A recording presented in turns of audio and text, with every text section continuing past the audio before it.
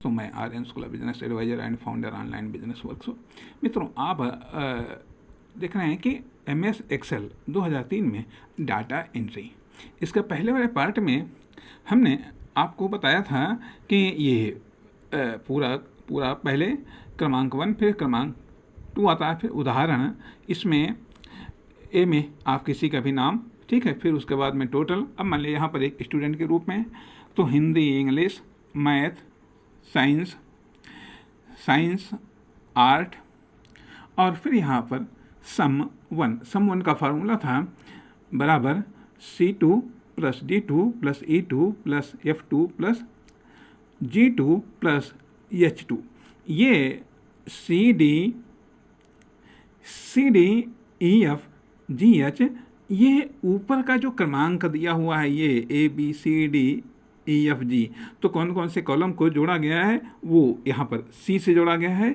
C2 अर्थात क्रमांक संख्या है, क्या है ये 2, तो इसलिए C2, फिर D2, और फिर E2, फिर F2, फिर G2, फिर H2। तो ये था सम 1 का फार्मूला, जिसमें प्रत्येक को अलग अलग करके जोड़ा गया। फिर सम 2 का फार्मूला था कि सम ब्रैकेट में C2 रेशियो H2। तो इसमें शुरू का लिख लिया गया है और लास्ट का, अर्थात कहाँ से कहाँ तक का, वो लिख लिया गया, और इंटर की बटन दबा दी गई, तो ये आ गए टोटल। इसके बाद में फिर था अगला, ये तो J वाला कॉलम था। फिर K में था मिनिमम में बराबर MIN मिनिमम, फिर ब्रैकेट शुरू, फिर C2 रेशियो H2। C2 से लेकर के H2 में सबसे मिनिमम कितने नंबर हैं, कौन सा डिजिट है, तो ये था 45। अब इसके बाद में फिर हम नीचे चल रहे हैं, अर्थात ये था JK। अब हम यल में आ रहे हैं। यल में क्या है, मैक्स, अर्थात जो नंबर दिए हुए हैं CDEFGH, इनमें मैक्सिमम कितने हैं, तो बराबर मैक्स MAX, फिर ब्रैकेट में C2 रेशियो H2। C2 से लेकर के H2 तक इसमें मैक्सिमम कितने नंबर हैं और वो मैक्सिमम कौन सा डिजिट है, तो वो इसमें बताया गया। इंटर का बटन आप दबाएंगे। इतना फार्मूला लिखने के बाद में तो आ गया 99। इसके बाद में फिर है कि ये तो L हो गया। फिर M कॉलम है एवरेज का, तो बराबर एवरेज बराबर, फिर एवरेज हम लिखेंगे ABERAGE, फिर ब्रैकेट में C2 रेशियो H2, अर्थात ये C2 से लेकर के C2C, मतलब ये 2 क्या है, क्रमांक है। C कॉलम CDE, जो 2 पर क्रमांक है, अर्थात 2 पर क्रमांक है राम का। तो राम ने C, अर्थात C कॉलम में, अर्थात हिंदी में कितने प्राप्त किए हैं, D, इंग्लिश में कितने प्राप्त किए हैं, E मैथ में कितने प्राप्त किए हैं, साइंस में कितने प्राप्त किए, सोशल साइंस में कितने प्राप्त किए, आर्ट में कितने प्राप्त किए। कहने का अर्थ है कि ये जो CDEFGH के जो अंक हैं, इनका एवरेज क्या है, इसमें एवरेज निकलता है। तो इसलिए इसका फार्मूला है कि बराबर एवरेज ब्रैकेट में C2 रेशियो H2। तो ये एवरेज निकल करके आ गया 71.83। फिर उसके बाद में N है काउंट। इसमें कितने डिजिट काउंट किए गए हैं, तो बराबर काउंट ब्रैकेट में C2 रेशियो H2। C2 से लेकर के, मतलब C से लेकर के H तक के 2 के कितने नंबर हैं, इनको गिना गया है, कितने नंबर को गिना गया है, तो ये 6 आते हैं, अर्थात CD ये 6 सब्जेक्ट के नंबर हैं, ठीक है। फिर स्क्वायर, अब इसका ये O कॉलम में, तो बराबर SQRT बराबर लिखेंगे SQRT, और ये है पूरा स्क्वायर, और फिर उसके बाद में टोटल नंबर लिखेंगे। पहले हम लिखेंगे स्क्वायर किसका निकालना है, टोटल का निकालना है। तो यस क्यू आर टी लिखा, टोटल कितना है 431, 431 का स्क्वायर, फिर इतना लिखने के बाद में हम इंटर दबा देंगे तो हमारा स्क्वायर निकल करके आ जाएगा। उसके बाद में फिर है P for percentage, P for percentage, इसका फॉर्मूला है कि पूर्णांक अर्थात मतलब कितना अंक उसने प्राप्त किए हैं, ठीक है, उसको 100 से मल्टीप्लाई है, फिर अपॉन टोटल, टोटल कितना है। तो इसलिए इसमें पूर्णांक दिया हुआ है कि 443, हो सकता है कहीं पर कोई फिगर चेंज हो गया हो, तो इसलिए 443 मल्टीप्लाई 100 अपॉन 600, तो इसका ये आपका परसेंटेज आ गया, परसेंटेज आ गया। फिर उसके बाद में फिर प्रॉपर,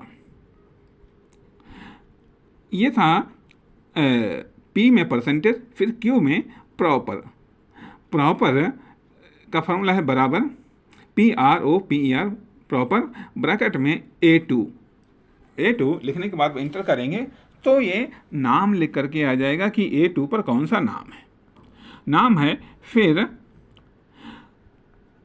अगला कॉलम है कि R के बाद में लेन बराबर LEN, लेन, और फिर ब्रैकेट में जिसको हमें रिपीट करना है, अब मान लिया हमको राम को रिपीट करना है तो ब्रैकेट में हम डबल इंटेड कॉमा में राम लिखेंगे, और कितनी बार रिपीट करना है, तो अगर हम 1 लिख देंगे तो 1 बार रिपीट हो जाएगा, 2 लिख देंगे तो 2 बार रिपीट हो जाएगा, 2 बार रिपीट हो जाएगा। तो यहाँ पर राम को 2 बार लिखा, नीचे आप देख रहे हैं कि राम राम 2 बार लिख करके आ गया। फिर उसके बाद में फिर टी में लेफ्ट है, तो यहाँ पर RM राम लिखा, और ये कितने नंबर पर है, तो 2 पर है, लेफ्ट आ गया। फिर राइट, उसके बाद में फिर U में राइट, फिर V में टाइम दिया हुआ है, V में टाइम, तो टाइम जो भी है वो टाइम हम लिख सकते हैं। इसके बाद में फिर क्रमांक नीचे आ जाता है, क्रमांक 23 अर्थात W में आता है आवर का फॉर्मूला है बराबर HOUR, आवर ब्रैकेट में V2, तो ये आवर 2 आ गया। यह आवर 2 कहाँ से आया, ये जो दिया हुआ है यहाँ पर आवर, 2 आवर 45 मिनट्स और 36 सेकंड, तो ये 2 आवर जो दिया हुआ है, तो यहाँ पर ये आवर में ये आपका 2 आवर आया है। फिर मिनट 45 मिनट, ये 45 मिनट यहाँ के आए हैं, ये 45 मिनट। उसके बाद में फिर अगला है अर्थात मिनट का भी फार्मूला वही कि बराबर MINUT मिनट ब्रैकेट में V2, फिर सेकंड Y कॉलम में, तो SECOND सेकंड बराबर SECOND सेकंड, फिर V2, सेकंड भी 36 आए हैं यही वाले। फिर सेकंड के बाद में Z में है डेट, सेकंड के बाद में फिर डेट यहाँ पर हमने डाला कि 12 दिसंबर 2014। अब यहाँ पर आगे डबल A कॉलम में है डे बराबर DAY, डे, अर्थात डेट का फार्मूला बराबर DAT, डेट, ठीक।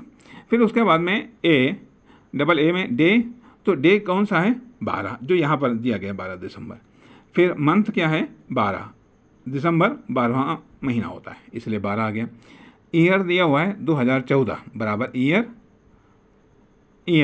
ठीक है। उसके बाद में फिर AD में है DIGST, DIGITON,